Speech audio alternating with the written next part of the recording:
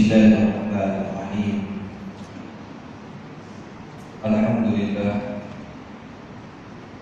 wassalatu wassalamu ala asyrafil anbiya'i wal mursalin wa ala alihi wa sahbihi wa tabi'ina ila yaumiddin.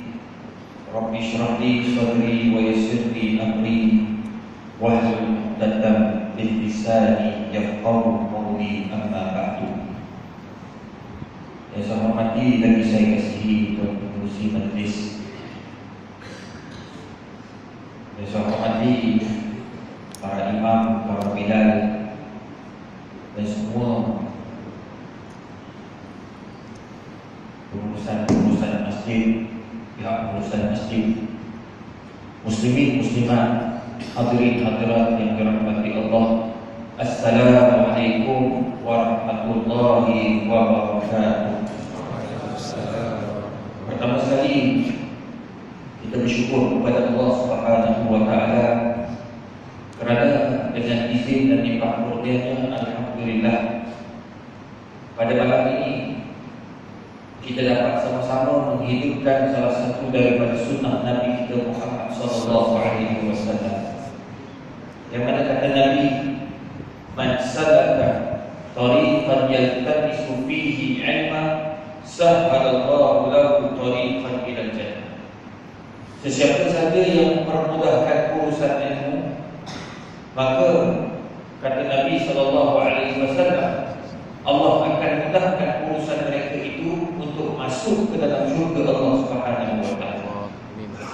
Apatah lagi tuan-tuan puan, kita berada dalam majlis ini, kita sama-sama mengingati sejarah Nabi kita Muhammad sallallahu alaihi wasallam, yang mana Nabi nak memperjuangkan agama Allah ini bukan semudah yang kita sangkakan. Yang mana Nabi sallallahu alaihi wasallam, kalau nak ikutkan ketika baginda alaihi salatu wasallam mulakan dakwah, tidak semudah seperti mana yang kita rasakan pada hari ini. Hari ini alhamdulillah kita datang, kita disediakan hotel, disediakan kenderaan, sakit naik datang, semua pemimpin-pemimpin negara sambut dengan begitu baik sekali, alhamdulillah. Tapi Nabi tidak seperti itu, tuan-tuan.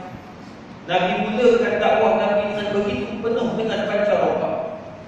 Nabi mulakan dakwah Nabi sallallahu alaihi wasallam nak kenalkan apa itu Islam. Yang Allah sebut dalam Quran, inna ad-dina indallahi Islam. Mula daripada berada dalam suasana yang begitu pelik. Manusia sembah berhala, manusia saling bergaduh antara satu sama lain, manusia saling hina menghina antara satu sama lain, perkahwinan tidak wujud, bahkan zina perkara yang cukup biasa dalam kalangan orang Arab. Nabi masuk dalam suasana itu, tuan-tuan, dan akhirnya Nabi berjaya menyebarkan dakwah hingga ke hari ini. Tuan-tuan puan, apa yang kita nak kongsi pada hari ini? Sejarah yang sangat agung, yang mana Allah Subhanahu wa taala cerita dalam Al-Quran, dalam surah Isra, ba'da a'udzu billahi minasyaitonir rajim. Subhanalladzi asra bi'abdihi lailan minal masjidil haram ilal masjidil aqsa alladzi barakna hawlahu linuriyahu min ayatina al-ayat. Allah Subhanahu wa taala nak maklum pada kita, tuan-tuan, Maha suci Allah, aku memperjalankan kamu wahai Muhammad, memperjalankan kamu wahai Muhammad daripada Masjidil Haram sampai Masjidil Aqsa. Kenapa, tuan-tuan? Cuba kita balik kepada sejarah.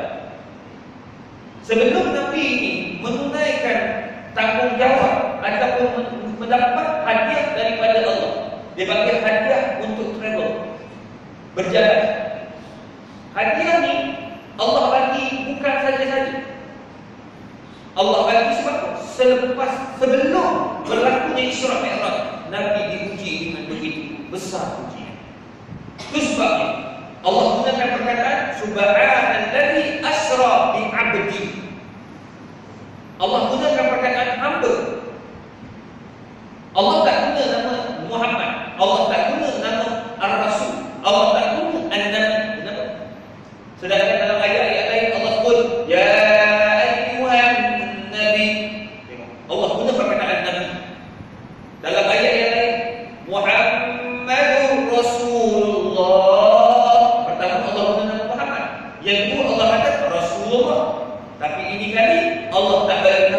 Muhammad, tak sebut Muhammad, tak sebut Nabi, tak sebut mukmin dan sebagainya, tetapi Allah sebut abdi, hamba.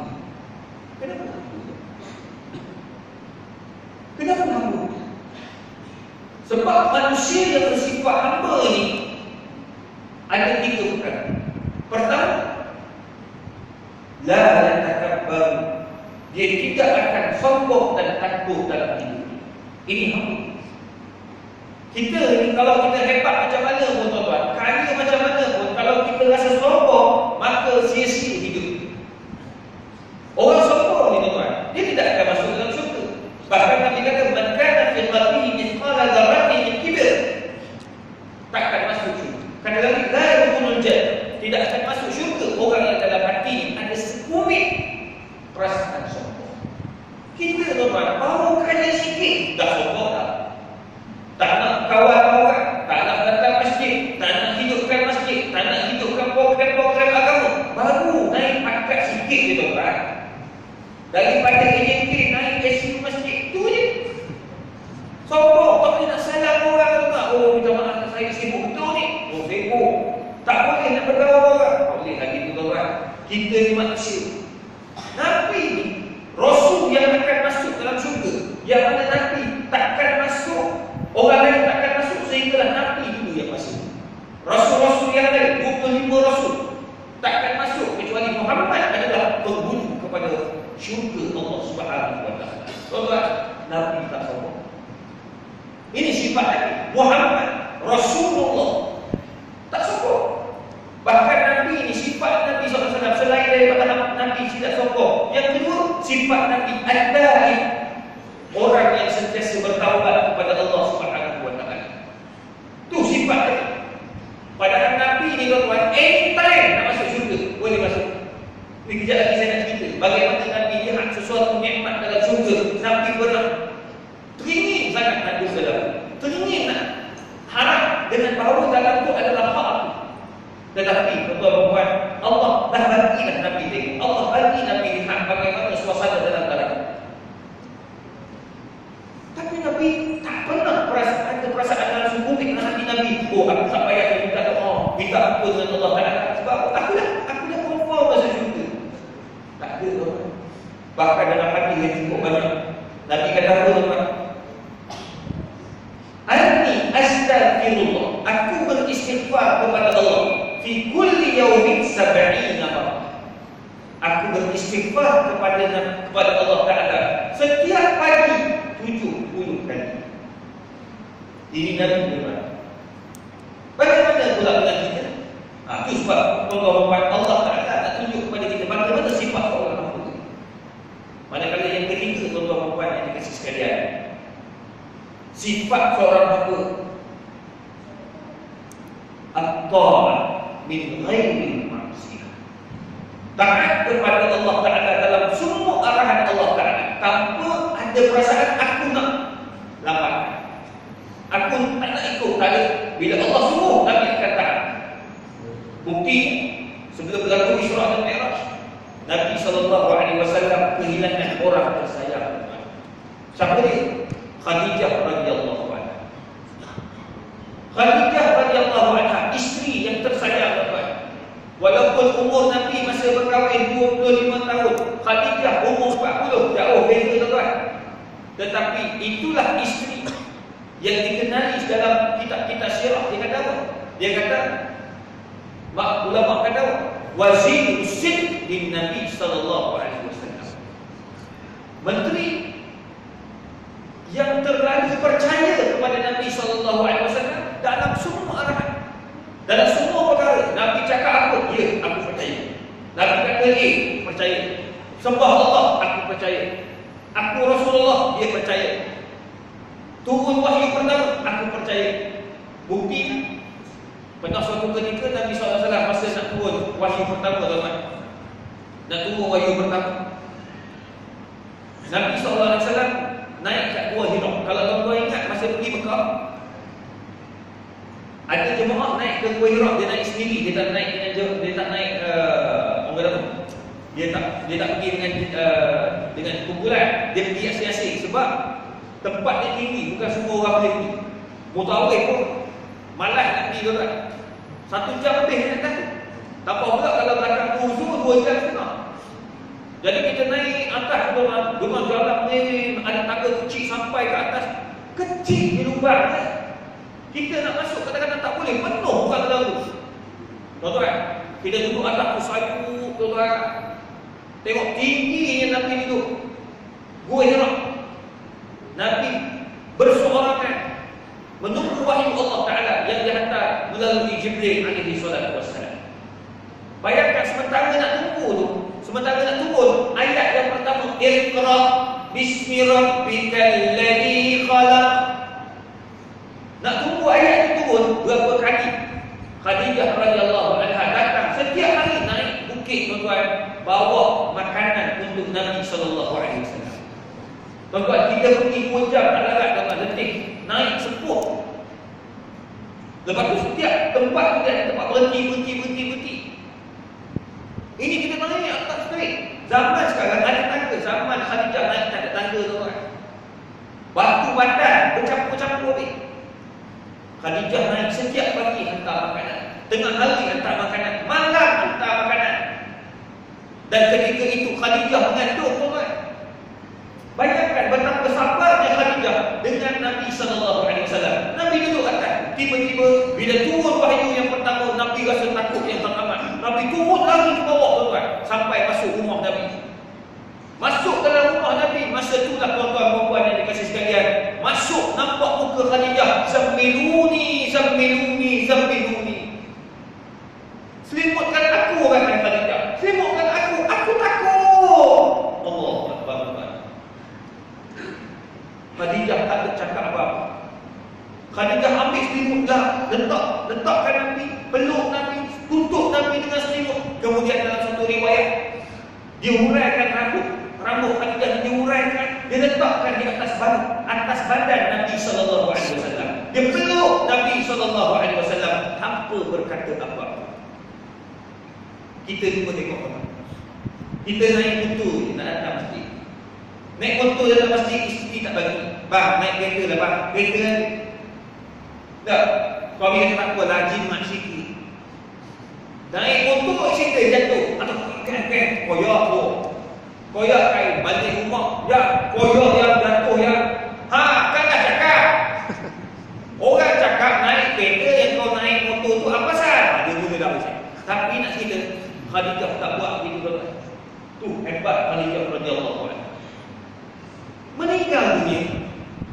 Masa tu tuan-tuan, Nabi tengah naik, tengah sedap berdakwah kepada Allah Subhanahu wa taala. Ajak orang cinta Allah, ajak orang kenal apa itu Islam. Meninggal Khadijah, Nabi begitu sedih.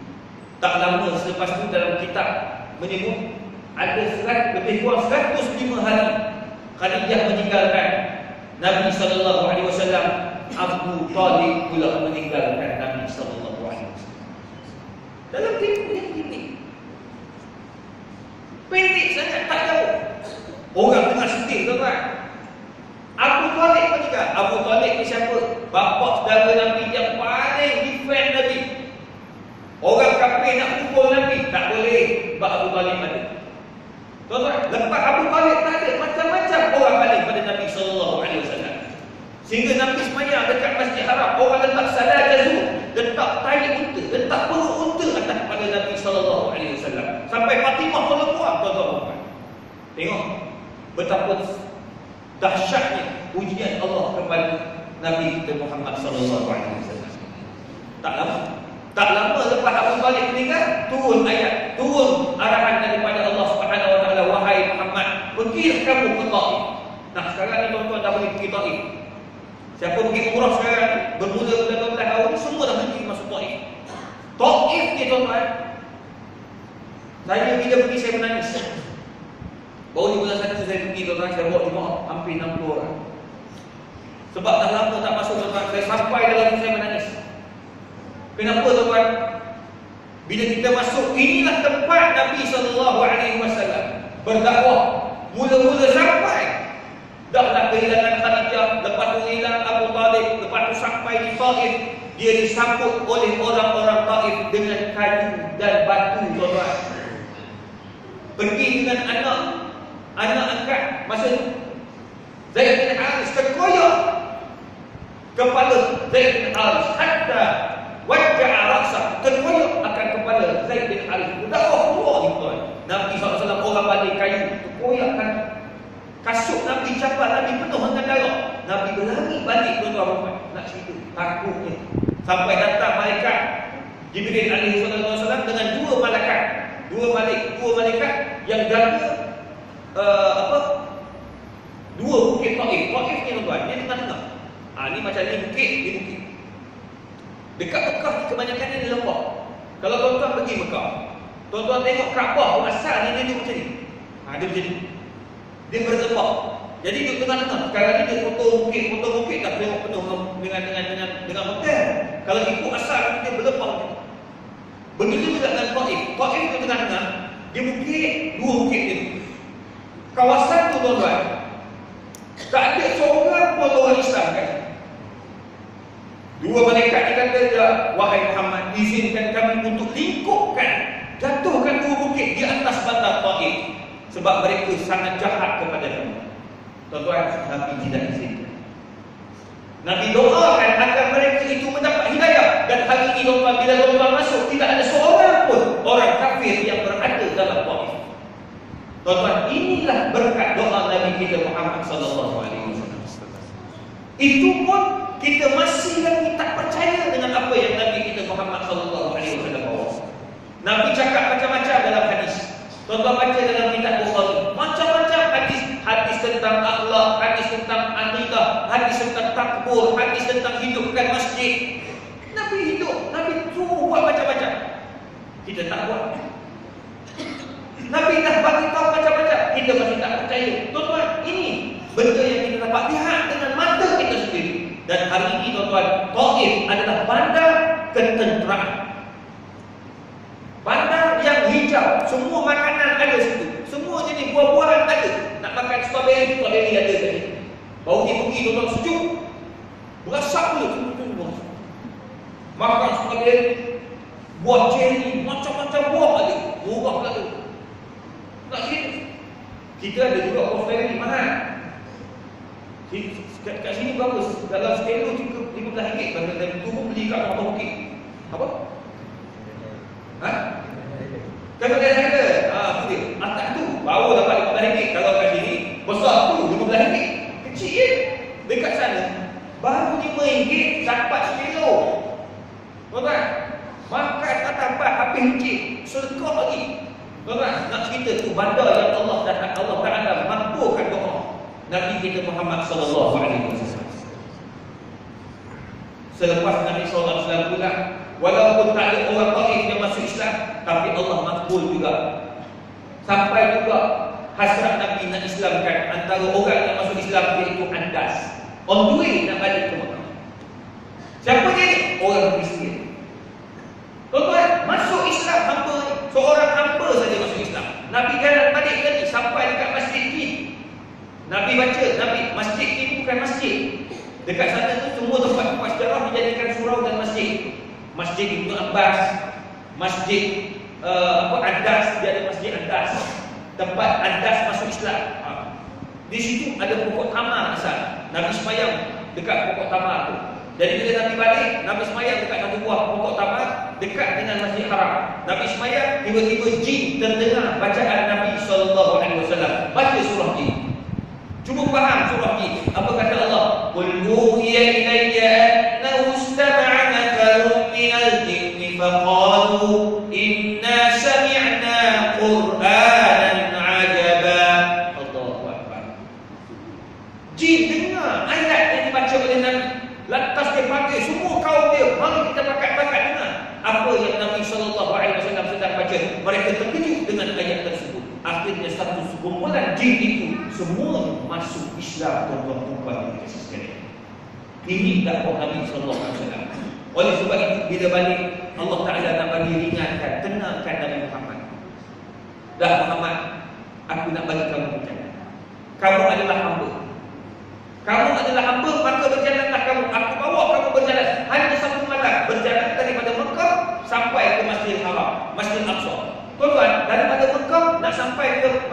Aqsa, kalau naik bas daripada Mekah lebih kurang 24 jam naik bas. Tak masuk lagi duduk dekat border, lambat dengan Arab, cop sini, cop sini. Dulu tuan-tuan, mana ada bas? Ni naik bas 24 jam. Kalau tak naik bas, naik unta 6 bulan baru sampai. Saya orang Al-Quti kata apa? Kalau dia kata dalam kita naik unta lebih kurang 6 bulan baru sampai. Naik kuda lebih kurang dalam 3 bulan, separuh daripada naik kedai lagi lambat. Kedai dengan unta lebih kurang sama je. Dia kalau kami orang Arab, kami duduk Arab lama tuan.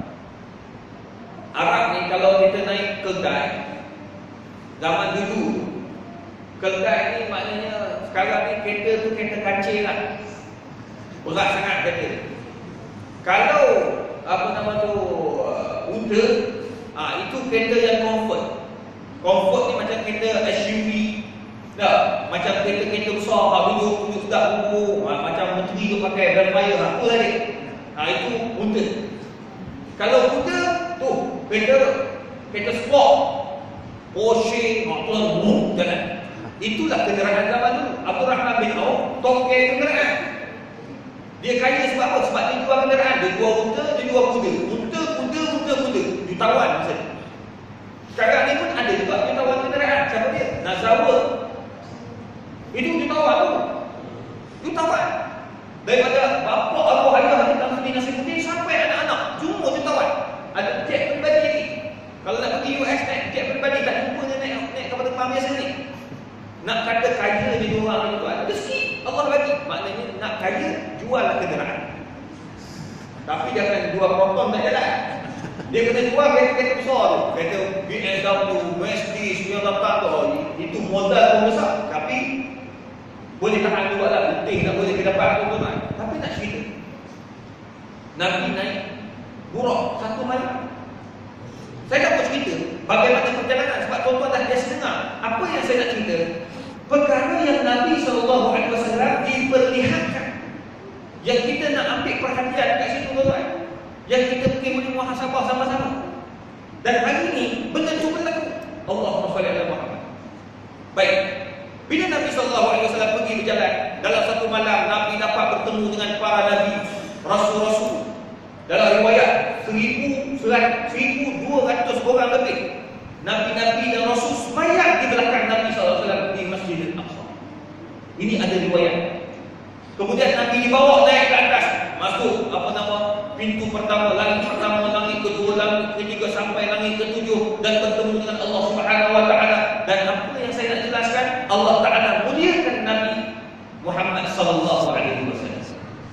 Barakna haulahu linuriyahu min ayatina. Yang Allah bagi tahu, aku nak tunjukkan kepada Muhammad akan kebesaran Allah Subhanahu Wa Taala. Dunia ni macam-macam kebesaran Allah nak tunjuk. Yang nak tunjuk di atas, Allah nak tunjuk kepada Nabi Muhammad bagaimana bentuk syurga dan bagaimana bentuk neraka. Antara yang Nabi SAW dipertunjukkan bila Nabi berada di atas di langit Sidratul Muntaha, ketika itu tuan-tuan, Nabi dipertontonkan kepada Nabi SAW akan ahli-ahli syurga. Dalam riwayat, Nabi SAW masuk saja dalam kawasan kawasan syurga, Nabi dipertontonkan. Fasami'a minhu wansa. Nabi jalan tu terdengar agak kekicuhan sedikit. Mana macam seakan-akan benda tu ni lah macam meriah-meriah. Kalau kita pergi satu tempat nampak meriah, hebat tempat tu, betul tak? Betul, nampak meriah lah. Pergi kedai makan, kita mesti pergi tempat yang meriah, betul tak ni? Kalau pergi tak ada orang, dia mesti tak sedap. Dia mesti nak pergi tempat yang meriah. Gitu.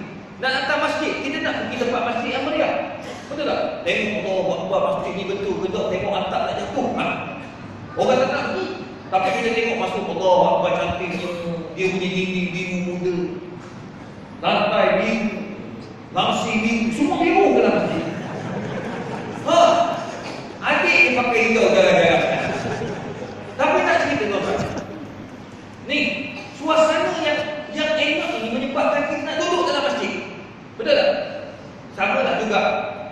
Bila Nabi SAW terdengar suasana yang sangat meriah, lantas Nabi bertanya kepada Jibril, "Ya Jibril, liman hadha?" Dan suasana itu nampak satu istana yang cukup cantik. Dilihat daripada datang suara itu daripada mana? Daripada tempat tersebut, istana tersebut. Terdengar pula tapak-tapak dalam riwayat yang lain, membuktikan bahawa apa yang Nabi nampak ini bukti setelah itu, setelah Nabi masuk di Madinah Munawwarah. Tuan-tuan buat apa berlaku? Nabi bertanya kepada Jibril alaihi salatu wasallam, "Ya Jibril, liman hadha?" Siapa punya rumah ni? Siapa punya istana besar di dalam syurga ni?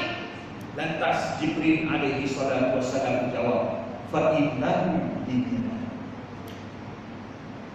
Rumah ini, wahai Muhammad, ia adalah milik Bilal bin Rabah.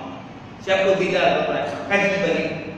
Dalam riwayat ketika Nabi SAW di Madinah, Nabi kata, "Aku terdengar tapak kaki Bilal bin Rabah di dalam syurga Allah Subhanahu Wa Taala." Ketika itu Nabi sedang Bilal bin Rabah sedang menuju masuk ke dalam masjid Nabi SAW. Tuan-tuan, siapa Bilal? Dua perkara yang kita dapat lihat dari perangai Bilal. Satu, antara perangai Bilal bin Rabah, tuan-tuan, setiap kali dia berwuduk, dia tidak akan tinggal solat wuduk. Benda sangat simple, tuan-tuan, menyebabkan Bilal duduk dalam masjid, dalam rumah Allah Ta'ala. Bilal duduk dalam syurga Allah Ta'ala. Maknanya dia ambil wuduk dan dia takkan tinggal solat wuduk. Ini perangai Bilal bin Rabah. Bilal bin Rabah ni bukan orang yang tuan-tuan. Kalau dia buka Facebook, kata Ustaz Syed Nur Hisham, tak ada orang nak like muka dia. Bilal ni daripada keturunan kulit hitam, keluar orang, rambut keriting, memang tak handsome, tapi suara Allah bagi. Tuan-tuan, cuba perhati betul-betul, Allah bagi orang kulit hitam kelebihan suara, betul? Saya kawan orang kulit hitam ramai, tuan-tuan. Saya umur 13 tahun dan duduk asrama dengan orang Arab, duduk asrama dengan orang Afrika, duduk asrama dengan orang Yugoslavia, dengan orang UK, orang mana. Dia polish antara bangsa dekat sini. 12 tahun duduk, tuan-tuan. Kita kawan dengan kulit hitam, suara dia lain macam. Dua orang kelebihan orang kulit hitam. Pertama, suara dia orang kalau dia baca Quran sangat-sangat senang. Kalau dia menyanyi, sangat-sangat senang. Contoh, siapa dia? Michael Jackson. Michael Jackson, Celine Dion. Siapa lagi? Siapa? Oh, tak kenal aku. Apa dia? Nak cerita keng-keng yang sedap-sedap, Bona Rinci kamu punya belakang. Tak kira lah, tuan-tuan. Yang lagi yang nyanyi lagu apa? Lagu teknik. Apa? Yang lagu teknik. Apa? Celine Dion. Mana yang lagu? Imak tahu. Tak kita tahu. Celine Dion. Mana nyanyi tu suara sedap, kok tinggi-tinggi suara, semuanya orang asing. Bilal bin Rabah ni, tuan-tuan, muka dia memang baik. Maknanya muka gelap, tak handsome, tak macam sahabat-sahabat yang lain, tetapi kakinya dah berada dalam. Apa yang dia buat? Sangat simple. Lepas ambil wuduk, dia sembahyang 2 rakaat. Dia bagi solat wuduk. Solat sunat wuduk, bukan wajib, tambahan saja. Bagaimana kalau kita sembahyang duha? Bagaimana kalau kita sembahyang tahajud di waktu malam? Lebih-lebih lagi Allah akan bagi. Tuan-tuan, ini yang Allah bagi. Itu yang pertama. Yang kedua, Bilal bin Rabah tak pernah putus wuduk dalam riwayat. Maknanya Bilal bin Rabah ni jaga wuduk dia. Kalau dia kentut, dia buat air kecil, dia buat apa, dia akan ambil wuduk balik.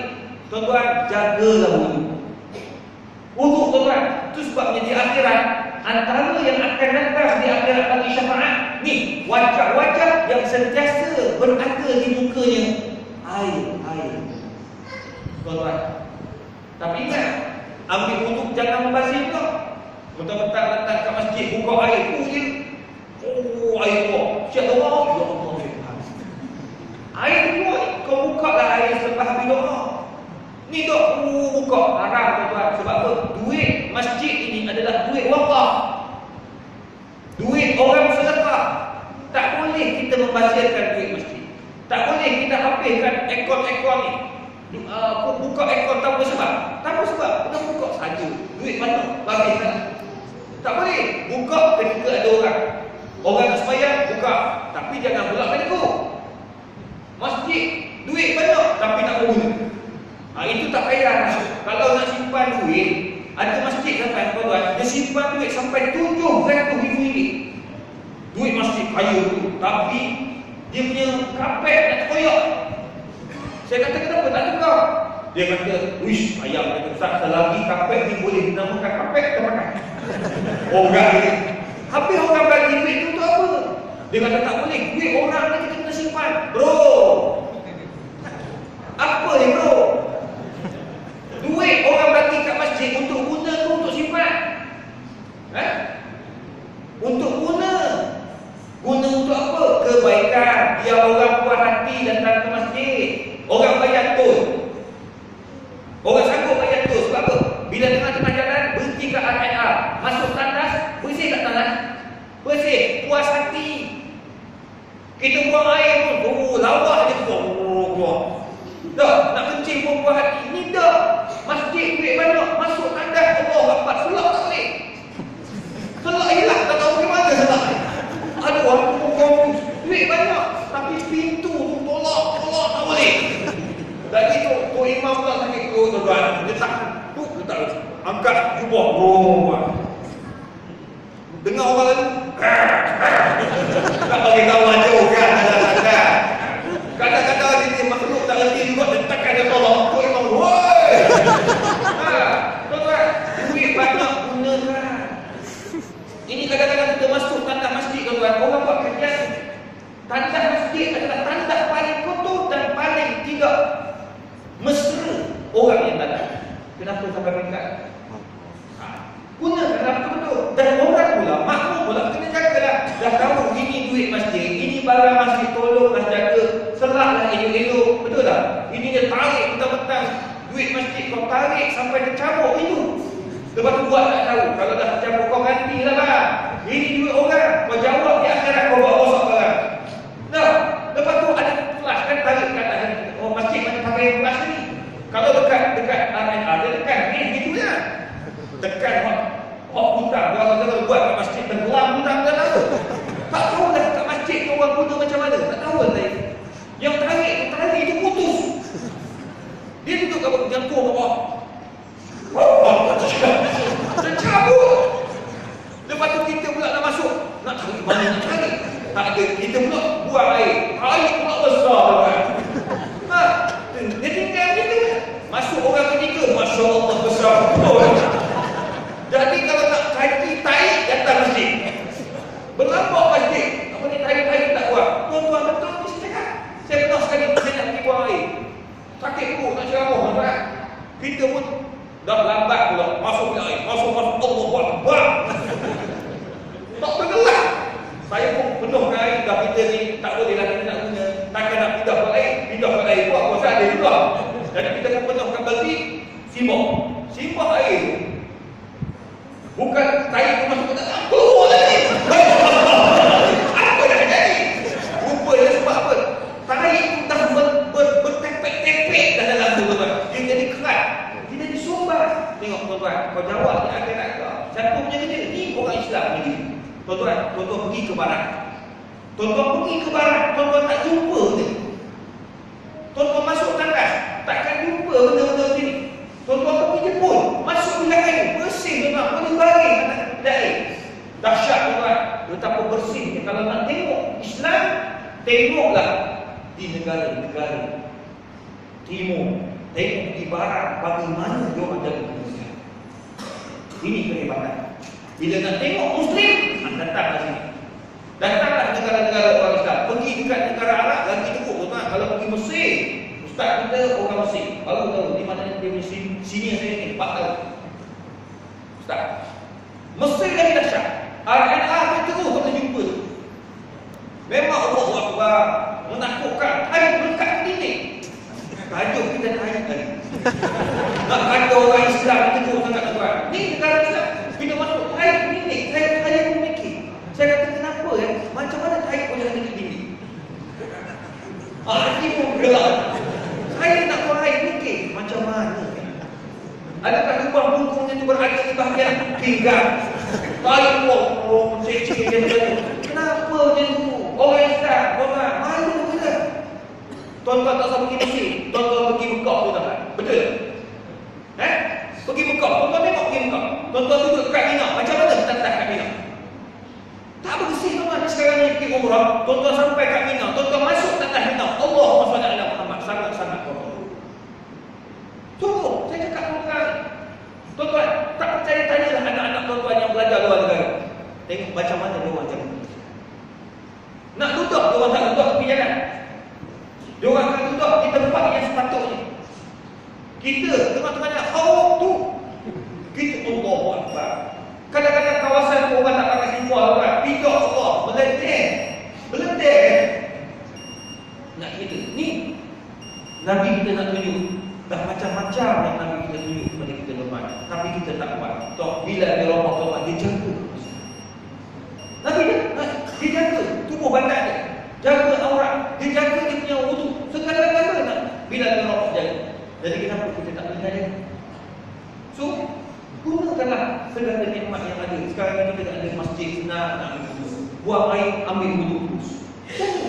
Muslimin-muslimat yang kasih sekalian. Kalau betul nak ikut bila Allah. Yang kedua, antara benda yang saya tertarik apabila guru saya Dr. Said Ramadan Al-Muti masa kat Syria, dia kata min fadail Bilal bin Rabah, antara kehebatan Bilal bin Rabah huwa al-muazzin di Nabi Muhammad sallallahu alaihi wasallam. Bilal adalah atau muazzin kepada Nabi, dan dia merupakan Bilal pertama dalam sejarah Islam. Allah Akbar. Maknanya Bilal kita tuan-tuan bersyukur. Siapa saja dalam kalangan kita yang jadi Bilal untuk Tok Imam tadi, Allah Akbar. Tuan-tuan, Tok Imam ada tugas dia, Bilal ada tugas dia. Dua-dua orang ini sangat mulia dalam setiap kampung yang ada masjid. Betul? Percaya?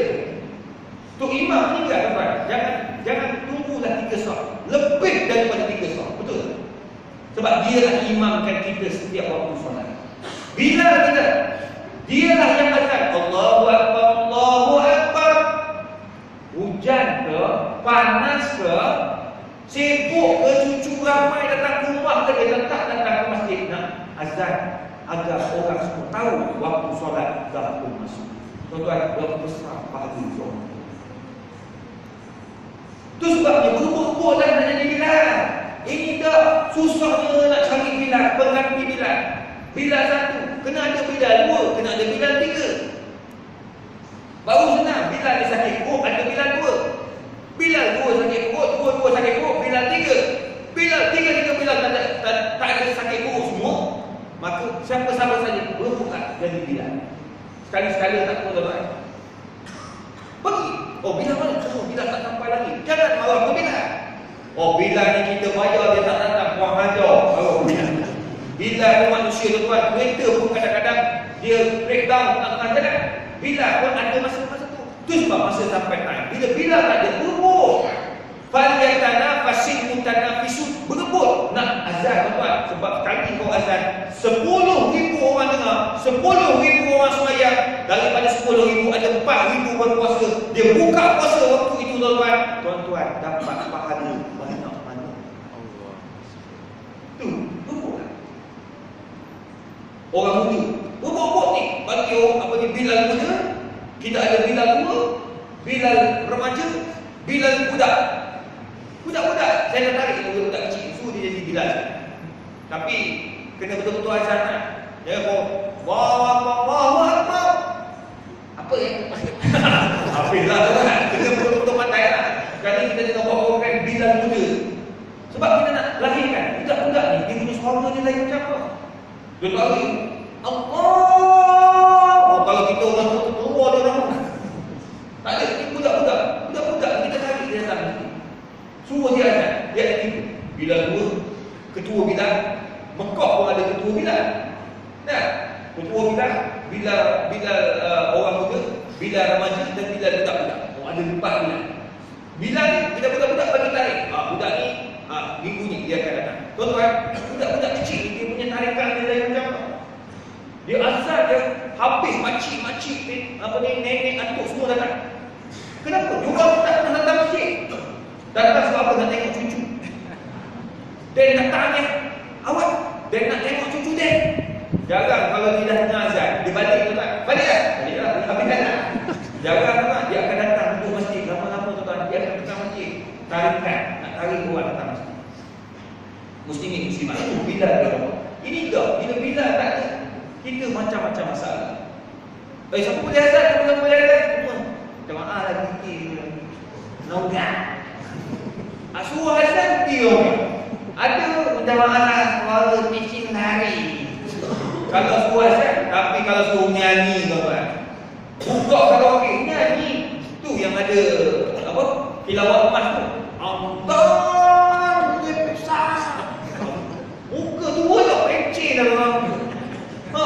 Gigi tak ada dapat suara gigi. Nak cerita lah. Kalau bak menyanyi nombor 1. Tapi kalau bak azan tak boleh. Bak imam dan imam macam mana? Kita kena ada bakat imam. Takkan pula imam dia, imam 1, imam 2. Kita kena ada bakat imam yang suara dia macam Abdul Rahman As-Sudais, macam imam-imam Masjid Haram. Itu yang kita nak kejar. Bila Allah dah ada di punya tempat dalam syurga Allah. Ini yang kita nak kejar. Muslimin muslimat yang dikasih sekalian. Dan ramai lagi yang Nabi SAW nampakkan bagaimana bentuk dalam syurga. Cuma apa yang saya nak jelaskan kat sini, perkara-perkara yang Nabi lihat juga di dalam neraka. Ini kita kena ambil perhatian. Saya baca walaupun benda ini, dia hadis Isra' Mi'raj ni, dia merupakan hadis yang berterabu. Isra' Mi'raj ini bukan satu hadis panjang tak. Dia hadis yang berterabu. Sebab benda berlaku ketika sebelum orang Islam ramai. Berlaku ketika itu orang Islam tak ramai. Dan perawi-perawi pun tak ramai. Jadi Nabi sebut dalam satu riwayat, lepas tu Nabi sebut dalam satu riwayat, bila sahabat tanya dia cerita, maka berterapulah hadis-hadis itu dan dikumpulkan. Jadi tuan-tuan, kita ambillah apa yang disebut oleh para ulama sirah. Antara itu tuan-tuan, pernah suatu ketika Nabi dilihatkan juga di dalam syurga, di dalam neraka. Yang mana Nabi dilihatkan satu kumpulan lelaki dan perempuan, diletakkan di tangan kanannya daging tazish, daging yang begitu naik, yang sedap, yang merah jambu, bau. Manakala di kirinya ada daging yang busuk, di dalam daging itu ada ulat. Yang Nabi pelik ni tuan-tuan perempuan yang dikasih sekalian. Apabila Nabi lihat di dalam neraka itu, mereka makan yang busuk-busuk itu dan dibiarkan daging yang bersih, daging yang enak. Lantas Nabi SAW bertanya kepada Jibril, "Ya Jibril, man haula?" Berkatalah Jibril, "Haula'il ladzina ya'kuluna amwal yatama zulman." Mereka adalah golongan yang makan harta anak-anak yatim. Ada dua riwayat, satu riwayat yang lain yang mana Nabi melihat satu kumpulan yang dalam perut dia penuh dengan api.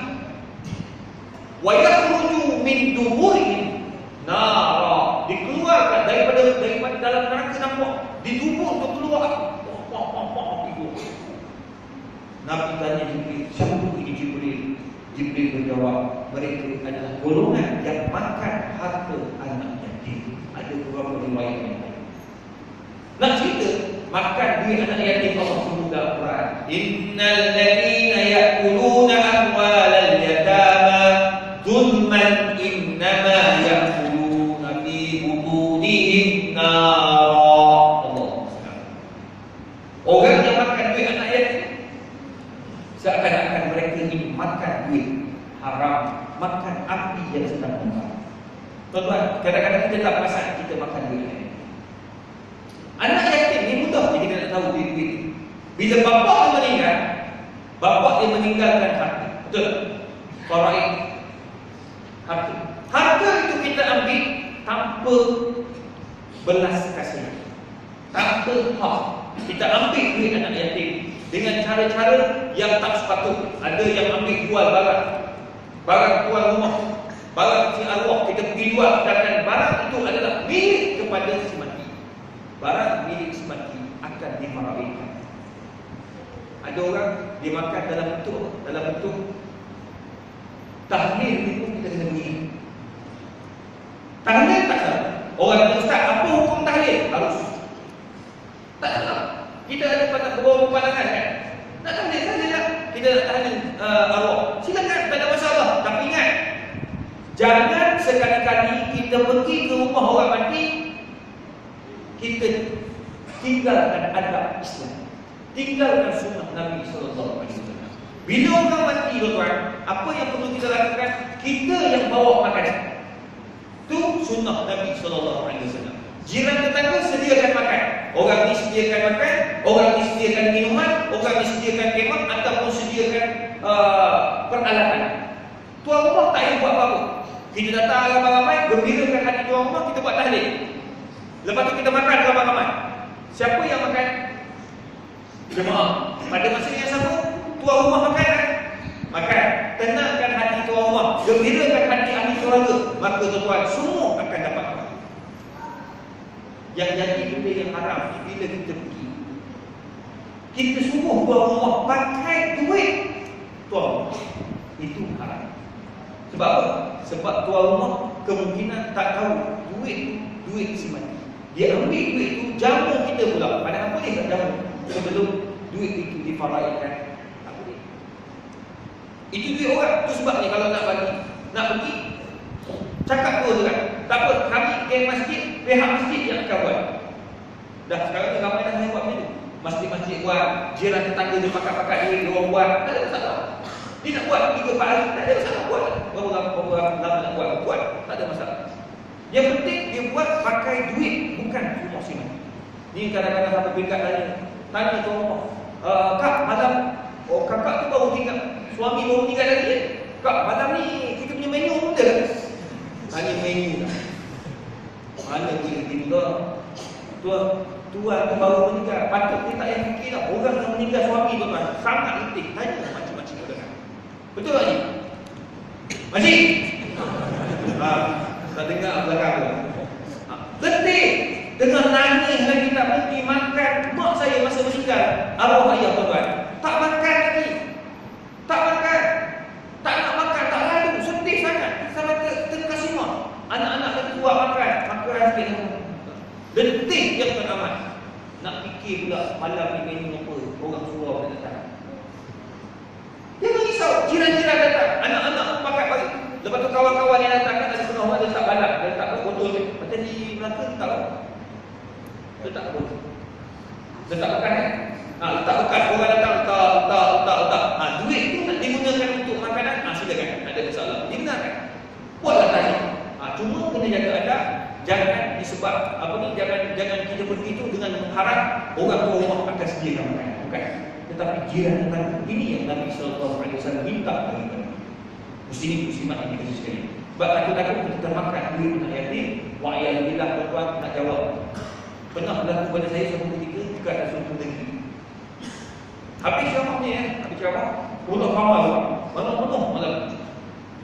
Kebetulan ada isteri si mati ni datang jumpa saya, Ustaz, arwah suami saya baru saya meninggal pagi tadi, tengah hari tadi. Dan dia ni sangat minat kepada Ustaz. Mana lebih boleh saya katakan peminat tegar. Jadi dia meninggal, kebetulan Ustaz datang masjid ni, saya nak minta tolong Ustaz, boleh tak tahlilkan malam ni? Saya pun okey lah, saya tak ada saya buat. Lepas habis semayang, kita buat komat tu. Tengah-tengah semayang, tengah-tengah kita tahlil. Lepas tu ada seorang budak kecil. Budak kecil, dia masukkan duit dalam kopi. Saya pun kata, apa pula? Bila sampai tu, saya pagi adik tu, adik dengan bagi dia sampai kat saya, nak masuk pakai dia, enggak. Saya pun duduk, tak.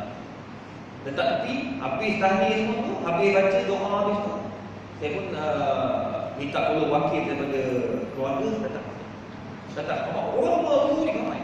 Saya pun tanya, minta maaf nak tanya sikit. Tolong tanya mak, duit yang dimasukkan dalam poket Jemaah ni duit siapa? Anak dia pun masuk di belakang, cakap dengan mak dia, mak dia datang balik. Bila datang balik, anak dia pun bagi tahu, duit arwah ayah kita keluarkan daripada bank. Berapa banyak saya ni? Dekat 4 minggu ini. Saya kata, minta tolong semua jemaah yang dah masuk dalam poket, bawa keluar balik. Sebab ini bukan duit arwah lagi, tetapi duit ahli waris. Yang kedua, duit anak-anak si mati yang masih kecil. Jadi ini adalah duit anak yatim, jangan makan walaupun satu sen. Takut-takut kita dilaknat oleh Allah Subhanahu wa taala. Semua orang keluar balik. Keluar, hubung balik, saya kata jangan buat macam ini. Dan kami kalau nak bagi duit pun, bagi duit daripada kalau anak, sebagai contoh saya, arwah ayah saya meninggal. Arwah ayah saya meninggal, saya nak bagi duit pada jemaah. Saya keluar duit saya, bukan duit ayah.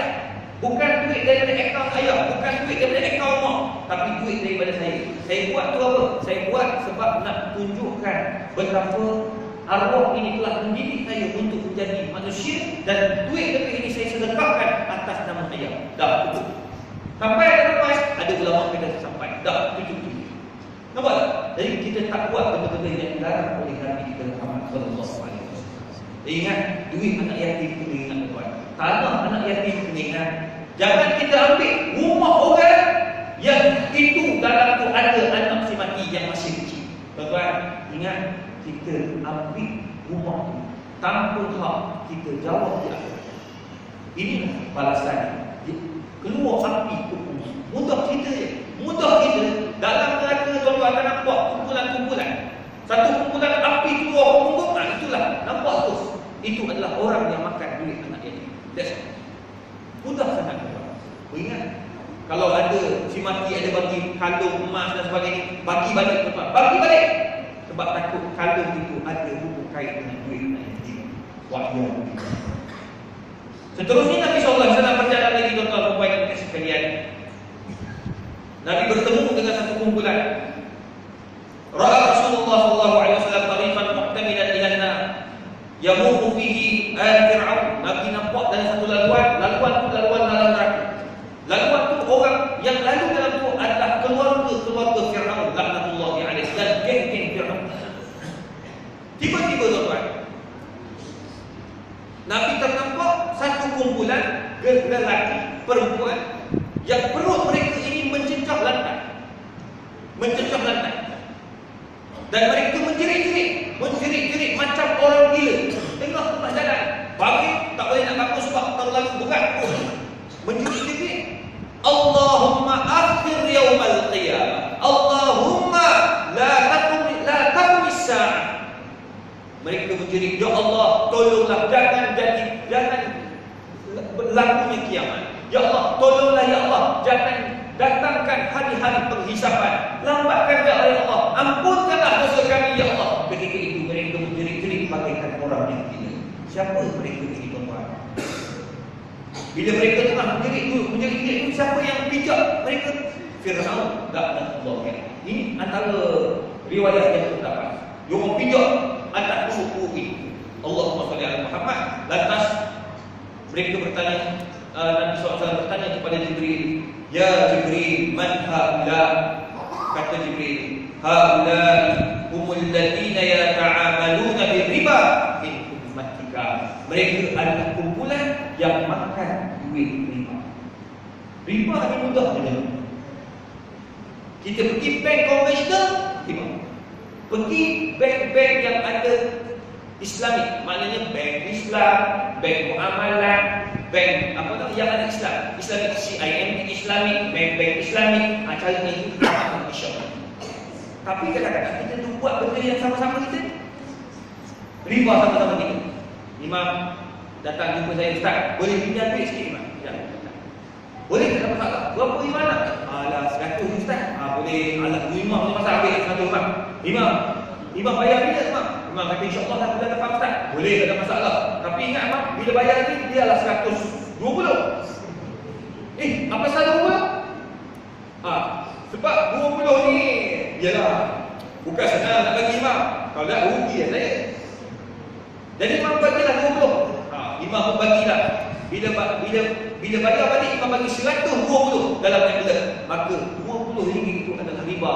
Kamu dilaknat oleh Allah Taala sebab memakan. Kalau nak baik, orang pinjam 100 bayar 100, itu yang terbaik. Itu yang terbaik sebagai qardul hasan. Kadang-kadang ada orang yang kata, ustaz saya nak pinjam 5,000. Oh, boleh tak masalah, boleh tak tinggalkan sesuatu agar orang kata apa? Agar saya yang jamin yang kamu akan balik ke tak. Dia sekarang ni ramai penipu kan. Nak pinjam duit mana mula, ya Allah ya Tuhan. Lebih tolonglah. Itu pun kesian bagi duit dia bagi. Bila nak bayar insya-Allah akhir bulan. Jangan kata akhir bulan, akhir tahun tak jumpa. Ini yang banyak kan. Jadi kita pun nak cakaran. Dia bagi rahmat. Kita pun letak rahmat dekat rumah kita. Apa dia? Motor sekarang. Motor sekarang. Lepas tu orang pinjam lepas bulan, dalam tempoh sebulan kita ambil motor pergi surau. Kita ambil motor pergi pejabat. Kita guna motor itu, maka hukumnya haram. Itu juga dipanggil riba. Riba manfaat. Kita ambil riba itu sebab kita bagi duit RM105 dan saya dapat manfaat daripada motor. Tayar motor menipis, enjin motor kena servis. Betul tak? Tak apa pergi pejabat sebagai hari ni tuan, tak lama lagi servis. Tuan-tuan, kita dapat manfaat daripada motor tersebut, maka hukumnya haram. Jadi ingat, dalam bab-bab riba ni cukup banyak riba yang kita lakukan. Kadang-kadang kita tak sedar dalam apa yang kita lakukan. Muslimin-muslimat ini sekalian. Yang ketiga, Nabi SAW disebut dalam sebuah hadis. Maka Rasulullah SAW fara'a aqwaman yaqta'ul laham min junubihim. Thumma yuqalu likulli minhum kull min hadha al-lahm kama kunta ta'kulu lahma akhika maita. Allahu Akbar. Suatu ketika Nabi duduk dalam Nabi nampak satu kumpulan. Kumpulan ini sedang makan daging yang ada pada jiran tetangga mereka. Mana saya di tepi ni saya makan daging orang. Saya makan daging adik. Saya makan daging itu. Daging orang. Tiba-tiba tuan-tuan, Nabi tengok pelik. Kenapa dia orang makan daging sendiri? Daging kawan-kawan sendiri. Kemudian dia paksa lagi makan daging orang. Jibril, Nabi pun tanya pada Jibril, ya Jibril, man haula? Siapa ini Jibril? Kumpulan mana ni Jibril?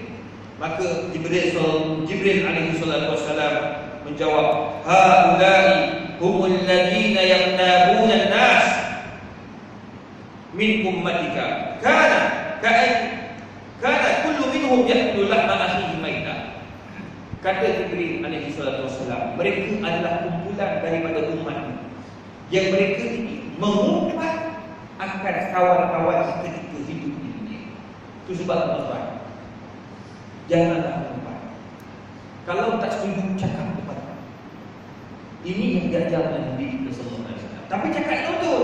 Katakan saya tak setuju dengan Ji apa ni? Haji Nizam. Saya tak setuju dengan Haji Nizam sebab dia pakai jubah tadi. Sebab pakai jubah tak setuju apa kita? Cerita ke orang, Haji Nizam tu bersuruh pakai jubah, dia kena iman ni. Tak, kita tu buruk sangka tadi. Satu, lepas tu untuk cakap kat belakang. Tuan-tuan, saya ni dah mengumpat Haji Nizam tak tahu apa-apa. Dan dia ni pakai jubah sebab kebetulan dia pergi Mekah, beli jubah, daripada tak pakai membalik. Baik aku pakai, datang ke masjid, sokongkan jubah ini akan datang di akhirat bagi syafaat. Saya untuk dia kat belakang, saya burukkan dia kat belakang, saya menghina dia kat belakang. Tuan-tuan, orang ini makan daging kawan dia ketika ini. Maksudnya di akhirat Allah akan sumbat dalam mulut mereka daging ahli neraka. Itu sebab kalau tuan-tuan tak setuju, cakap tuan-tuan. Dalam musyawarah cakap tuan-tuan. Saya tak setuju. Kenapa? Saya tak setuju lah. Apa setuju tak tahu. Ada masalah juga. Dia kena tahu lah apa dia tak setuju. Cakaplah tak setuju. Apa dia tak setuju. Cakap tuan-tuan. Tambah-tambah kita dalam komuniti. Kena cakap tuan-tuan. Saya tak setuju lah apa nama imam pada bulan Ramadan baca panjang sangat. Oh, lebih betul. Imam baca bulan Ramadan rakaat pertama 4 helai, matilah saya tuan. Oh, cakap gitu. Dia marah tak juga cakap dia. Lepas tu imam pun tak mau, yalah saya minta maaf lah. Aku bilang awal Ramadan semangat duit dia. Tak apalah, imam pun dah tahu. Imam bukan tak apalah, lepas ni saya pendekkan. Dia pendekkan. Jadi Allah. Ada pula Allah, weh imam, pendek sangat imam. Apa ni, bulan Ramadan tak datang setahun sekali, pendek sangat imam. Cakap tu juga. Jadi imam pun pening kepala. Jadi imam pun hari ni panjang sikit, lepas tu rakaat kedua pendek. Rakaat pertama pendek, rakaat kedua pendek. Ini betul imam. Imam, sebab saya pernah jadi imam. Sebelum jadi pensyarah, saya imam. Imam sakit kepala tuan-tuan. Kita baca panjang, orang marah. Ada pula kata, imam baca pendek je, kita bayar mahal-mahal pendek je. Jadi kita pun baca panjang. Baca panjang. Bila baca panjang, boy, mentang-mentang dia muda, tak ingat tak orang tua kan? Alhamdulillah. Jadi kita baca macam mana? Baca start. Kita baca start. Alhamdulillahirabbil alamin. Ar-Rahmanir-Rahim. Baca melanu, bagi sedap sikit orang bagi leka macam tu kat Mekah kan. Tuan-tuan, habis sembahyang orang dia, ustaz, baca tadi nak menyombong ke? Ulah. Dia tanya kita nak menyombong ke? Sebab baca sedap sangat dia. Ulah. Kalau kita baca Alhamdulillahirabbil tak ada tajwid ni. Susah lah kalau tempat jawatan tu. Tak cerita. Tu kan imam besar. Pening kepada imam. Cakap dah tu tak apa. Cakap dia juga. Tuan-tuan, tak apa. Itu lebih baik daripada terkutuk pun. Ya, tak setuju cakap tak setuju. Itu yang diajar oleh Nabi kita Muhammad SAW. Hatta dengan anak, dengan isteri. Tak setuju cakap. Wa syawirhum fil amr. Bicara dengan isteri. Ya, saya sebenarnya tak setuju lah dengan cara awak. Apa dia bang? Awak asyik pakai baju kelawar. Kelawar pun tukar baju. Dah cakap dia tu kan. Sebab sekarang ni masalah kan tuan-tuan. Dalam surat khabar sampai dah tulis Malaysia negara janda. Ramai sangat tu kan. Lepas tu bila dia keluarkan data-data, sebab apa cerai dia tak masuk akal. Kenapa? Antaranya kulit punggung isteri berkutu. Itu je. Yang isteri pula kesian, dia orang je kena. Yang suami dia memang, aku nak tengok dia muka suami tu macam mana. Dia kata punggung isteri berkutu. Tengok perut dia, perut berlapis. Patut isteri pun tak nak. Isteri tak nak kan perut lapis. Tak nak. Orang lelaki sedap kata, awak digemuk lah, berat lah, macam-macam. Awak macam mana awak? Nabi, badan Nabi tegak. Isteri-isteri Nabi macam mana? Tengok, saling melengkapi. Jangan kutuk ke belakang. Cakap dia orang, saya tak suka lah awak pakai baju kelawar saja. Boleh tak awak tukar baju lain sikit? Boleh bang, tak ada masalah. Abang bagi duit? Duit tak bagi, lepas tu suruh tukar baju. Macam mana? Nak bakar mana tak bakar? Bagilah.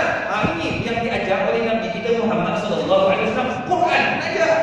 Tak. Jadi bila tengok isteri kita, tengok isteri kita nak suruh dia pakai tukar-tukar baju, pakai baju tidur. Tak. Yang macam dalam TV lah macam-macam. Suami tu kaki tengok TV. Orang kata pakailah baju macam tu, ada koyak-koyak sikit. Nak macam-macam tu lah. Kita umur dah 60, tapi nak macam tu. Nak buat macam mana?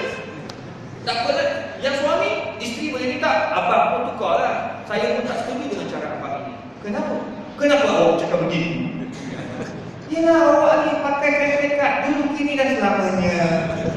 Tak, kain pelekat pula zaman SPM dahulu. Tukar. Tu imam pun tukar. Pergi supermarket beli apa? Beli seluar. Apa? Yang keluar pendek. Boxer. Yang petak-petak tu. Imam. Kali-kali imam pakai jubah buat macam tu kan. Buka. Betul, buka kan? Buka kan? Saya tengok tak? Jalitan juga tak. Tengok lain ke imam. Ni baru betul imam. Tak? Rantai jubah jalik. Setengah Allah. Tak jaga penampilan tu. Tak ada pakai baju tu nipis. Dia pakai sepeda pula tu kalau malu tak nampak. Oh, malu kan? Siang imam, nanti saya imam balik pakai baju buka. Tahu tak? Tu imam pergi balik pedak-pedak balik rumah. Buka jubah, buka baju, pakai baju yang seksi sikit, pakai singlet, pakai boxer. Bukan menantu dia pakai boxer. Kita pakai boxer. Bini tengok Allah. Tak apa, tapi ingat mak, jangan lupa kopiah tempat. Kopiah boxer. Tapi tak kira, tak ada masalah. Romantik dengan isteri. Sebab Nabi SAW sangat romantik dengan isteri. Ini sunnah Nabi SAW. Dia cakap dua orang. Kalau kita cakap dua orang, takkan berlaku masalah. Yang sekarang berlaku, orang cakap kat belakang. Suami untuk isteri kat belakang. Untuk dalam grup WhatsApp, untuk dalam Facebook, untuk dalam Twitter. Tuan-tuan, sekarang ni pelik-pelik tuan-tuan. Itu sebabnya semua termasuk daripada riba, memburu-burukan orang di dalam, di luar, bukan di hadapan orang yang kita nak bunuh. Manakala yang terakhir, tuan-tuan dan puan yang dikasihi sekalian, paling kita risau, yang mana Nabi sallallahu alaihi wasallam diperlihatkan, wa qala Rasulullah sallallahu alaihi wasallam, fawajada aqwaman yustaruna awratihim min al-amam wal khalf biriqa' wa hum yasrahun kama tasrahu al-ibil ya'kulu ad-dari' wal-zaqqum wal-radh wa fi jahannam wa hajaratiha faqala alaihi salatu wasallam man haula ya Jibril. Ini cukup kita dalam perhatian, sebab semua kita terlibat. Nabi diperlihatkan satu kaum yang mana aurat mereka dinampakkan daripada hadapan dan belakang. Aurat dipertontonkan. Allah Akbar. Wa hum yasrahun, dan mereka ini menjerit-jerit bagaikan orang gila. Kemudian mulut mereka disumpatkan dengan zakum, dari makanan daripada api neraka. Makanan itu pula dinamakan zakum, buah zakum. Buah zakum ni dalam riwayat mengatakan berduri. Buah itu berduri. Ada juga kata lebih kurang besar penunggu. Qurtubi kata paling sedikit kecil, lebih kecil daripada penunggu, separuh penunggu. Durinya banyak. Setiap duri ada 500 duri. Setiap duri pecah pula 500. Dan setiap 500 ada duri pula. Duri pecah dari 500. Macam mana bentuk duri? Wallahu a'lam. Cukup menakutkan. Dan buah itu berapi. Dahlah berduri berapi. Disumbatkan di dalam mulut mereka, tuan-tuan, hingga masuk dalam perut, menggeletak dan pecah perut, keluar ikut duri. Tuan-tuan, azab yang sangat pedih. Lantas Nabi sallallahu alaihi wasallam bertanya kepada Jibril, "Ya Jibril, man haula?" Siapa mereka ini wahai Jibril? Lantas Jibril alaihi salatu wasallam menjawab, "Haula'i humul ladina la yu'adduna sadaqati amwalihim wa ma zalamahumullahu ta'ala syai'an wa ma Allahu bidhallamin lil 'abid." Wahai Muhammad, sesungguh mereka ini adalah golongan yang mereka ada duit masa hidup di dunia, tetapi mereka sangat-sangat kena. Mereka sangat-sangat kena. Duit ada, tak keluar zakat. Duit ada, tak keluar sedekah. Duit ada, tak bantu orang-orang fakir miskin. Tuan-tuan, mana kita nak letak depan Allah Ta'ala? Tuan-tuan, tidak ada amalan yang kita nak bawa di padang mahsyar kecuali amalan yang kita bawa di dunia, tuan-tuan. Harta kita semua kita tinggal, yang akan dibawa apa yang telah kita infakkan. Antara benda yang kita infak pertama adalah zakat. Zakat amwal. Kalau tak nak kita laknat dengan Allah dalam neraka, zakat jangan ditinggalkan. Zakat simpanan. Tuan-tuan simpan dalam ASP. Zakat kan, tuan-tuan. Macam mana nak keluar zakat ASP? Nanti kita keluar zakat tu, zakatkan keseluruhan. Kalau simpan 100,000 semua sekali dizakatkan. 2.5%. 2.5%. Ustaz, saya punya modal 50. Saya punya modal 50, untung 50. Jadi 100, boleh tak saya bayar 50? Tak boleh. Bayar keseluruhan 100% daripada duit yang ada dalam ASP. Bayarkan, tuan-tuan. Allahu Akbar. Berapa banyaknya? Kita ada 100,000 kan?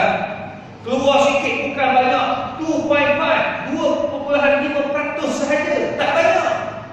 Untuk zakat, tuan-tuan. Inilah yang datang di akhirat Malaysia. Ustaz, alhamdulillah Ustaz, zakat saya bayar semua Ustaz. Zakat zakat emas orang perempuan bawah 12,000. Tak apa lagi, atas 12,000. Kalau emas tu banyak kan, dekat rumah banyak sampai 3 kilo emas. Banyak tu. Apa dia buat duit tu? Tapi tak tahu saya, sebab ada baru ni kat rumah saya.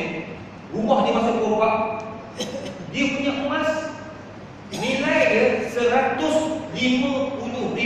Habis kena orang. Nilai emas. Emas betul. Habis kena orang. Tuan-tuan, nak kata orang kita cakap duit banyak. Tapi nak cerita kat sini, duit emas yang ada, emas-emas yang kita pakai tak apa. Emas yang kita simpan. Itu sebab emas kita pakai. Tapi kalau dah lebih daripada 12,000 ke atas, kena dizakatkan. Nilaikan berapa lebih kurang, lebih kurang ada dekat 10,000 lagi ni. Zakatkan yang 10,000. Kalau 12,000 yang di bawah 12,000 kita pakai. Atas 12,000 tu ada baki 10,000 lagi yang tak pakai, itu dizakatkan. 2.5%. Kalau rasa tak kerti nak kira, pergi ke pusat zakat negeri Melaka. Nanti dia orang kirakan tuan-tuan.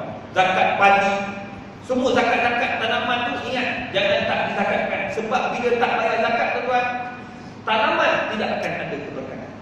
Itu yang dulu. Tapi ustaz, saya dah bayar zakat. Yang pertama, zakat dah bayar. Bagaimana pula dengan wakaf?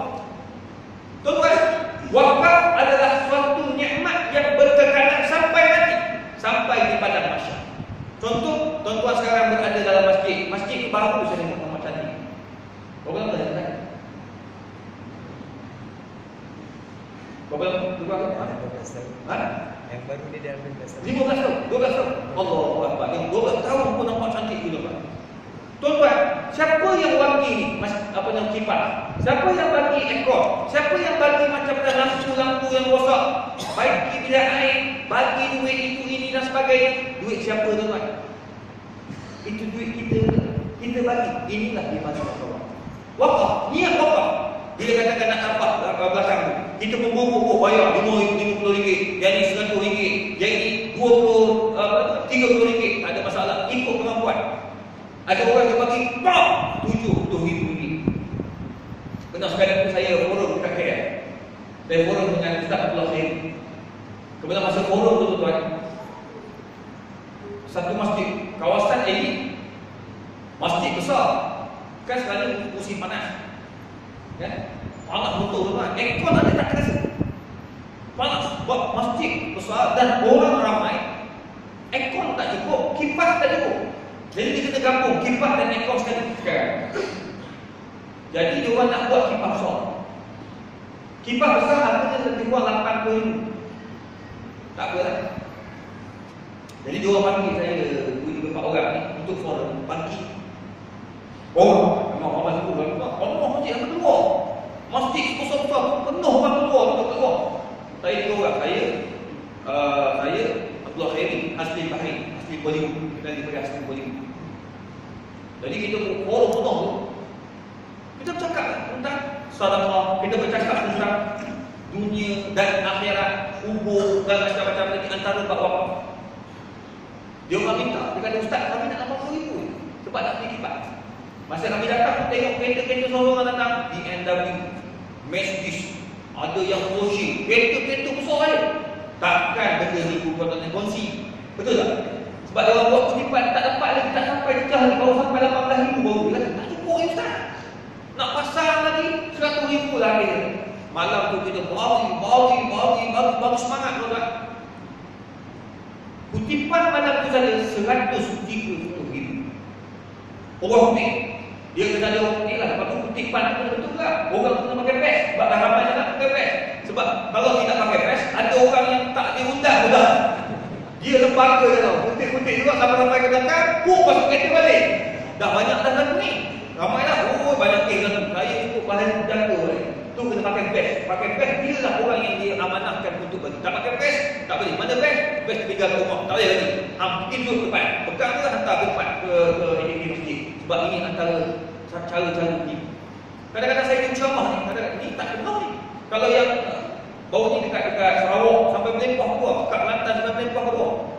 Sampai ada peringkat kita tengah ceramah kat dalam. Orang minta temu kat dekat keluar. Dia kata ini Ustaz Ilham. Bila pula aku minta temu? Ni kadang-kadang berlaku dah jadi macam penipuan. Jadi tuan-tuan, kita minta-minta, ada seorang Allah datang. Habis kata Ustaz, nah ini daripada saya. Cek harga RM80,000, namun kosong. Depan tu. Jadi berapa kutipan? 120 campur cek kosong, RM80,000. Dapat hampir-hampir dekat RM2,000. Malam tu saja. Orang ini lagi, dia nak bagi, tapi dia nak tengok. Dia kata Ustaz, tolong maklum kepada ADK, bagi masjid hidup. Jangan ada kipas, jangan ada aircon, jangan semua ada, tapi masjid tak ada problem. Nak sekarang saya bagi Ustaz, bukan kita tak ada duit. Kita ada duit, kita nak bagi, tapi kita nak pastikan, buktikan masjid kita hidup. Itu yang paling penting kita dah dapat harga banyak sekian, sekian duit banyak sekian, dan ini cek peribadi daripada seorang hamba Allah, tak beritahu siapa. Ini daripada seorang hamba Allah dan dia nak masjid kita hidup. Semua pakat gembira tu. Alhamdulillah dipasang aircon, dipasang balik kipas besar, dan sekarang antara masjid yang sangat hidup, penuh orang-orang yang datang. Tiap-tiap malam kutipan untuk Jumaat dulu hanya dapat lebih kurang 8 ke 9 ribu ringgit. Hari ini sudah menjejak 22 ribu setiap Jumaat. Allahu Akbar. Dekat rumah saya, dekat Masjid Mustaqim sekarang ni, Dr. Farid Rabi jadi dia punya Nazir. Nazir itu Dr. Farid Rabi. Dia jadi Dr. Farid ni jadi orang penceramah. Dia panggil habis penceramah.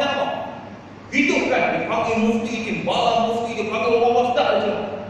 Dia bagi program malam tu hidup. Setiap penceramah dia bagi orang sayur hati berpadu dengan apa yang orang datang daripada KL, daripada Sabah Pentang lah, mana-mana. Dia kata bagi, jangan risau, 500 pun 500 lah, 800 pun 800, bagi tak ada masalah. Tuan-tuan, dia kata saya dapat lihat bagaimana keberkatan itu dapat apabila tuan-tuan masjid hidup, orang makin ramai. Bila masjid itu imarah, orang makin minat nak memberi. Orang ramai nak berwakaf. Akhirnya tuan-tuan, sekarang masjid orang saya setiap minggu Jumaat dulu hanya dapat 18 ribu. Hari ini setiap Jumaat 27 ribu. Bayar duit mana yang amat. Ni buat hotel pada tempat. Buat hotel untuk rumah tumpangan. Maknanya dia kata lepas ni duit kita akan makan daripada sini. Dah cukup kan? Orang bagi kita hidupkan. Bila air cukup sampai. Bila air ada pengawi. Sup. Ada tisu pulau. Dia punya tu pusing. Ada orang pencuci. Dia bayar orang ni 1,800 pencuci. Dia cuci bukan tanah je lah. Cuci tanah je lah. Tu nak fikir betul kan? Dia cuci kawasan masjid. Siapa dia ambil? Dia ambil geng-geng mu'alaf. Geng-geng mu'alaf, dia akan orang tak ada kerja, yang minta sedekah, tak payah minta sedekah, kau bagi juga ke masjid. Kau datang masjid, kau belajar Quran ke masjid, sambil-sambil kau kematkan masjid, kau bersihkan masjid, vacuum dan sebagainya, dia bagi 1,800. Tuan-tuan, apa lagi? Gaji imam dia naikkan 2,500. Ada 3 imam 2,500. Duit lagi banyak guna, lagi banyak orang bagi. Itu dinamakan wakaf. Selagi duit itu digunakan untuk kebaikan sampai di akhirat, tuan-tuan, kita akan dapat perasaan nikmat. Tuan-tuan, inilah wakaf. Itu yang Ustaz kata itu semua. Dalam ayat kama tali habbatin sama. Itulah dia. Ni, tiap-tiap tuan-tuan bagi duit walaupun RM1, tuan-tuan, di akhirat sampai di pada masyarakat, tuan-tuan dah mati, duit itu masuk akaun kita, tuan-tuan. Kita juga kita rasa nikmat. Ini dinamakan wakaf. Wakaf yang ketiga, tuan-tuan, sedekah. Sedekah umum. Kita boleh bagi kepada siapa yang kita nak bagi. Sedekah kepada orang fakir itu lebih aula. Bagi orang susah, nampak orang susah nak belajar, kita bantu orang susah nak belajar. Tuan-tuan, saya alhamdulillah Allah bagi rezeki duduk dengan pelajar-pelajar kat universiti. Saya duduk dengan kat universiti, kita dapat lihat macam mana suasana pelajar. Saya baru sebut tentang pelajar saya sendiri sebab saya tahu, sebab saya berhubungan dengan pelajar-pelajar kat universiti. Tuan-tuan tak tahu, dia budak-budak yang tak cukup duit. Saya tahu mak bapak yang anak-anak kat universiti keluar duit pula, betul tak? Anak dulu kat universiti dapat PDKTS, dapat marah, tapi tetap tak duit sebab tak cukup, teman. Kos makan tinggi, kos pengangkutan tinggi, kos itu tinggi, kos rumah dah tak macam rumah dulu. Zaman saya belajar master dulu, rumah sewa RM250 ke RM300 sebuah rumah teres. Tahun 2004 sampai tahun 2007. Kos rumah sewa 250 ke 350. Itu adalah garanti. Sebab saya sewa rumah. Saya beli rumah tahun 2007. Masa saya beli rumah saya lebih kurang 450,000. Rumah saya beli corner lot. Rezeki saya. Sekarang tuan-tuan, nilai rumah tu dah hampir 1.3 juta. Tengok betapa peliknya. Tak sampai 10 tahun rumah sampai peringkat itu. Macam mana anak-anak? Yang sewa, saya sewa tu 290. Berakhir dengan 350. Sekarang barunya adik saya duduk kat kursi, sewa rumah dekat Bandar Baru Nilai. Nilai dengan Bandar Baru Bagi jauh ketinggalan daripada Bandar Baru Bagi. Sebab Bandar Baru Bagi dah lama, Nilai baru. Tuan-tuan tahu berapa sewa rumah dia? Berapa? 700. Berapa? 700. Masya Allah, Tuan Imam kata 700. Tuan-tuan, turun naik sikit Tuan Imam, iaitu RM1,600 sebulan. Rumah teres dekat Bandar ni. Rumah teres pelajar-pelajar itu RM1,600 sewa. Tuan-tuan, kalau kat Bandar Baru Bagi RM2,000 sewa. RM2,000 sewa. Dekat nilai RM1,600 sewa. Berapa orang duduk? Pelajar duduk 18 orang. Rumah 3 bilik, duduk 18 orang. Itu namanya sadin. Saya masuk rumah, ya Allah nak pijak lagi. Dia tidur, ya Allah pun nak pijak kat mana? Tak yakin pijak tuan. Ramai.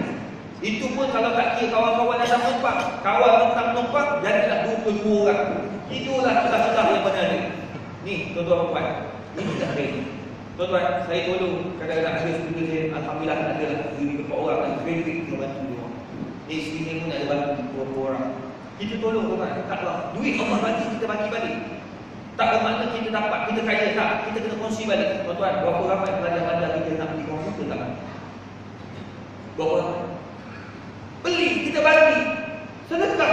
Tuan-tuan, tak rugi kita habis, kita dapat duit lebih sikit. Ada lebih kurang RM1,500, RM2,000 beli satu komputer bagi dia untuk dia belajar. Dia pula orang yang amanah. Bila dia buat, dia habis belajar tahun 4, dia rasa dia responsibility. Dia kata ini bukan aku punya.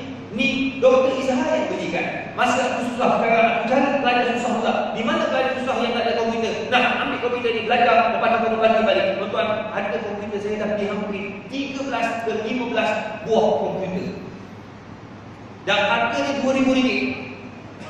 Sekarang ni komputer itu masih ada di UKM dan sedang digunakan oleh mereka, pelajar-pelajar yang susah. Tuan-tuan, Allah tak pernah susah. Ada Allah senangkan. Allah mudah tuan-tuan. Kadang-kadang niat kita ni, kita kena betulkan. Saya nak cerita ni, benda ni jangan kita kena kod. That's all, itu je. Baru-baru ni Allah uji saya tuan-tuan. Balik pada Sarawak, letih tuan-tuan. Walaupun diorang bagi macam-macam dengan kapal terbang bisnes kelas, dengan hotel 5 bintang, balik tetap penting tuan-tuan sebab perjalanan. Balik tuan-tuan habis program, tapi beberapa hari pergi satu masjid 2,000, 3,000 orang, penuh orang Sarawak. Dia minat sebab dia jarang dapat ustaz-ustaz. Datang dia happy. Tuan-tuan, bila kita balik, isteri saya ajak, bang, jom pergi Sogo. Sampai kat airport, dia ambil dia bawa pergi Sogo. Bawa lah estima dia. Estima. Oh, bawa okey-okey. Letih tapi sabar tuan-tuan, tak apalah isteri kita nak pergi. Kita dah tinggal ada banyak kali lah, bawa.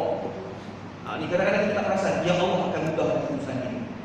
Kita jalan sampai ke mana tuan? Sampai ke Sogo, saya letih sangat. Hujung sebab saya pun tinggal dekat Sogo, sebab dia barang. Dia dengan anak keluar Sogo, saya pun pergi cari parking. Pergi cari parking, punya letih, saya parking dekat depan main bank, saya parking. Saya tutup enjin, kereta ni pula automatik. Bila kita tutup enjin, setelah duduk automatik tutup lampu. Hal itu tak macam mana saya letih sangat mungkin tak dan terganggu dengan auto tu. Dia terbuka lampu. Saya duduk dalam kereta, pukul 3 petang, saya tidur sampai pukul 6 petang. Lampu buka, hujan lebat, sedap dah tidur. Saya balikkan kereta, dekat katil tu, tak apa ni, kursi dah macam hilang. Tidur, sedap-sedap penat. Lepas tu okey lah, duduk sekejap. Rumah bila orang nak keluar ni, dia kata lagi 5.5 jam saya keluar. Saya kata okey duduk sekejap, saya pergi naik atas, pergi minum air semua. Masuk balik, lampu buka. Nak start, rumah kata okey saya dah keluar dah. Saya pun tik, tak boleh. Sudah lah, tak boleh hidup. Motor kereta buka-buka, bateri habis. Tuan-tuan, nak jadikan cerita, kereta parking ni, kereta sebelah ni parking, belah ni parking. Nak jumper, nak pakai jumper, tak boleh. Pendek. Sebab kereta belah ni ada, kereta belah ni ada, tak tahu mana pergi buat ni. Bukan orang pergi Sogo ni, orang pergi Sogo ke kawasan. Saya, ya Allah, saya kata doa, ya Allah, tolonglah, ya Allah, mudahkanlah urusan, ya Allah. Aku dah tak tahu apa, tak kerti, jumper pun saya tak ada. Bila saya pun pergi, sampai berjalan-jalan tu, ada seorang Allah sebab. Ustaz, saya nak cari jambu, kereta saya tak hidup. Lah, kereta ustaz tu. Saya lalu keluar dari kereta tu, angkat bonet tu. Saya pun pergi jalan nak cari orang nak tahan kereta, tolong nak sampai ada jambu, sampai boleh jambu. Dia budak perempuan. Kereta ustaz tu tadi saya dah perasan dah ustaz pukul 4 tadi. Tengok lampu tu buka, saya kata habislah kereta memang confirm tolak dia. Orang perempuan. 2 orang. Dia kata, dia nak tolonglah saya nak ada jambu. Saya tak ada jambu ustaz. Tapi kereta saya tepi kereta ustaz. Betul-betul dekat bateri. Dia kata, ya kita awak tu. Alhamdulillah, terima kasih saya risau sama dalam punya kereta. Itulah ustaz, saya dah nak ambil pampers anak tertinggal. Dia ada program sampai pukul 11 malam. Dia patut tak keluar, tapi keluar sebab pampers tertinggal dengan izin Allah. Kenalah pampers tak tinggal depan alamat tidur situ apa. Betul, tuan-tuan betul. Nak kita kata Allah, terima kasih boleh tolong ada tak sekejap? Tak apa, tunggu sekejap, saya tunggu sekejap ustaz. Saya nak cari jambu. Perempuan tu pergi kat kereta, dia hidup kat kereta. Saya jalan satu tapak tu, dia tapak. Orang GPKL datang. Ustaz, Allah Akbar, boleh ambil gambar sekejap ustaz? Kata Alhamdulillah, nak ambil gambar boleh, tak ada masalah. Cuma tolong ada jambu. Oh, ustaz, kenapa kereta ustaz ada masalah? Ya, ada masalah. Kereta tak boleh start. Ya Allah, jangan risau ustaz, saya bawa jambu lori tu ustaz. GPKL ni. Dia bawa datang dari kosong punya jambu tu kan. Dia mari letak bak. Dia pasang sekali jalan, kereta sebelah dah ada. Pasang kat kereta dia, puk kereta saya. Kalau tidak tak boleh nak start kan. Sebab kereta Estima ni, dia dah kereta-kereta baru ni. Bila dia dah mati bateri, dia tak boleh gerak. Macam mana nak gerak? Nak tolak tak boleh, nak hidup tak boleh, apa pun tak boleh. Alamatnya memang pening tuan-tuan, kena tunggu kereta 3 jam. Tapi Allah tu Maha Kaya. Dalam tempoh tak sampai setengah jam, every second. Allah Maha Kaya. Kadang-kadang kita tak perasan. Bila saya bawa kereta, saya fikir Allah mudahkanlah urusan. Dalam keadaan maknanya kadang-kadang apa yang kita buat Allah akan ganjar bila sampai masa. Tuan-tuan, percayalah saja. Inilah benda yang Allah Taala nak tunjuk. Jadi jangan kita ketipu, sebab inilah nikmat yang Allah bagi. Benda yang Nabi dilihatkan dalam syurga, dalam neraka, bukan perkara yang sia-sia, tetapi benda yang kita akan nampak apabila Allah Taala matikan kita. Dalam syurga, dalam kubur kita akan dapat lihat. Dalam neraka kita akan dapat lihat. Dalam syurga kita akan dapat lihat suatu hari. Muslimin muslimat yang dikasihi sekalian, jadi semoga dengan peristiwa Isra dan Mi'raj ini bukan sahaja kita hanya baca surah tersebut, dengar kisah tersebut, tapi kita tak jadi hamba kepada Allah. Kita tak jadi seperti mana yang ditunjukkan oleh Allah Taala dalam surga, iaitu seperti Bilal dan Rabah, dan kita juga nak elak daripada jadi seperti orang-orang yang berada dalam neraka Allah Subhanahu Wa Taala. Jadi muslimin muslimat yang dikasihi sekalian, minta maaf saya lebih masa ambil masa tuan-tuan perempuan. Sebab imam saya ni ustaz kata ustaz teruskanlah, kita sampai pukul pun takut. Tapi saya pun tak agak kan. Hati pun saya dah tidur sekejap lagi. Dapat tidur 5 minit, 5 saat, 5 minit pun tak apalah. Menunggu kan. Dia tidur yang kualiti walaupun 5 minit. Tapi tidur tak agak pukul tak besar ni semayang. Dia jangan tidur balik bongkar kaki ke atas, itu memang pokok tak batal besar semayang. Tapi tuan-tuan perempuan, semoga Allah Taala memudahkan urusan kita. Jadi semuanya apa yang saya sampaikan ini dapat amalkan bersama. Dia dapat hidupkan masjid, teruskan masjid hidup seperti malam ini. Orang perempuan sampai ke belakang sana, orang lelaki sampai ke belakang. Alhamdulillah, lepas kita penuhkan lagi program-program. Semoga Allah Taala merahmati kita semua. Tuan-tuan, bila masjid kita hidup, bila program kita hidup, insya-Allah tempat kita itu akan dinamakan sebagai sebuah taman, sebuah kampung, baldatun thayyibatun wa rabbun ghafur. Sebuah negara, negeri, taman, kampung yang mendapat keampunan daripada Allah Subhanahu Wa Taala. Jadi apa yang baik daripada Allah, yang kurang daripada saya sendiri. Wabillahi taufiq wal hidayah. Wassalamualaikum warahmatullahi wabarakatuh. Bismillahirrahmanirrahim. Alhamdulillahirabbil alamin. Allahumma hamdini wa alimna ta'wil. Allahumma yassir wa la tu'assir ya mujib da'wat. Rabbana atina fid dunya hasanah wa fil akhirati hasanah